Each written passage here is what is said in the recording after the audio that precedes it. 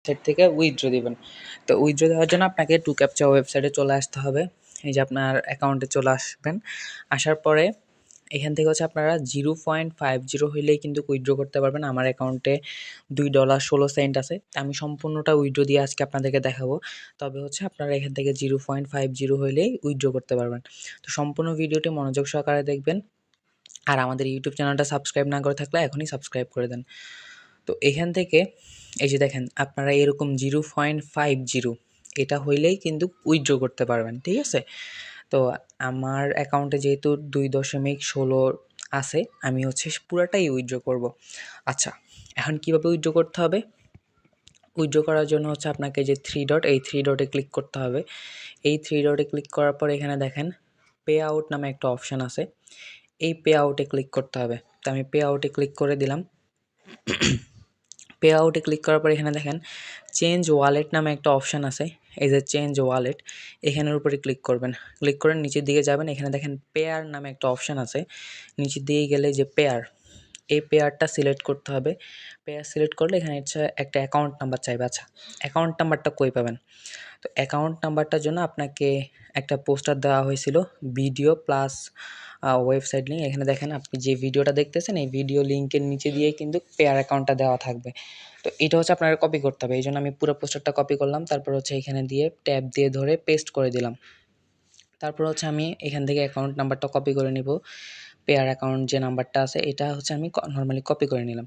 আর আপনারা যদি আমাদের ইজি আর্নিং এক্সপ্রেসের ওয়েবসাইট থেকে দেখে থাকেন, তাহলে উইথড্র ভিডিওর নিচে দিয়ে কিন্তু পেয়ার অ্যাকাউন্ট নাম্বার পেয়ে যাবেন, এখান থেকেও কপি করে নিতে পারবেন।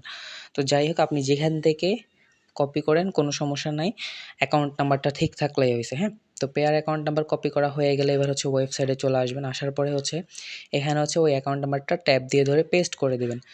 তারপরে এখানে দেখেন সেভ নামে একটা অপশান আছে, এই সেভের উপরে ক্লিক করতে হবে। সেভের উপরে ক্লিক করার পর এই যে দেখেন আপনার জিমেইলে একটা মেসেজ পাঠানো হয়েছে, সেটা বলতেছে। তো জিমেইল চেক করার জন্য বলতেছে, তা আমি অপেক্ষা করতেছি জিমেইলের নোটিফিকেশনের জন্য।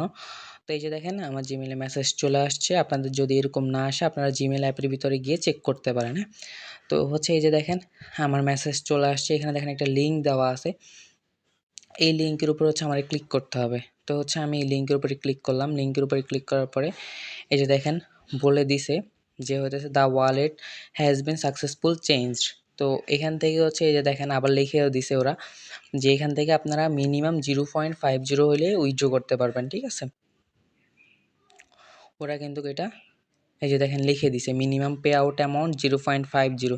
তো এখান থেকে আপনারা অবশ্যই বুঝতে পারছেন যে 0.50 হইলে উইথড্র করতে পারবেন।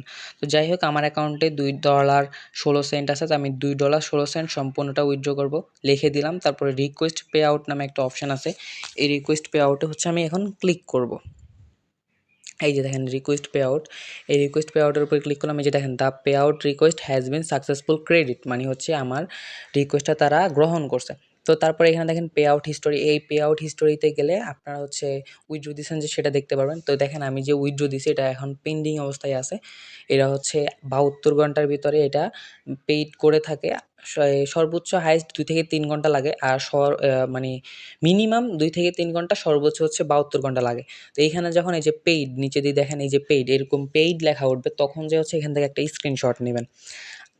আমি আবারও বলতেছি, যখন পেইড লেখা উঠবে তখন যে হচ্ছে এখান থেকে স্ক্রিনশট নেবেন। কীভাবে নেবেন? ওই যে উপরে থ্রি ডট, এই থ্রি ডটে ক্লিক করবেন।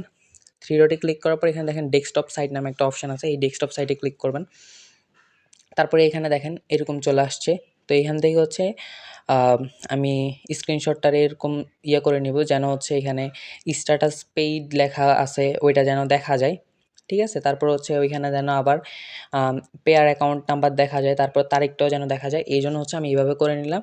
তারপর হচ্ছে এখান থেকে হচ্ছে আপনারা একটা স্ক্রিনশট নেবেন, যখন পেইড লেখা উঠবে তখন। পেন্ডিং অবস্থায় স্ক্রিনশট নিয়ে সাবমিট করলে কোনো লাভ হবে না, রিকোয়েস্ট ক্যান্সেল করে দিবে ওরা। তো এইখান থেকে হচ্ছে যখন এইভাবে থাকবে তখন হচ্ছে এখান থেকে একটা স্ক্রিনশট নেবেন এরকম করে। তো আমি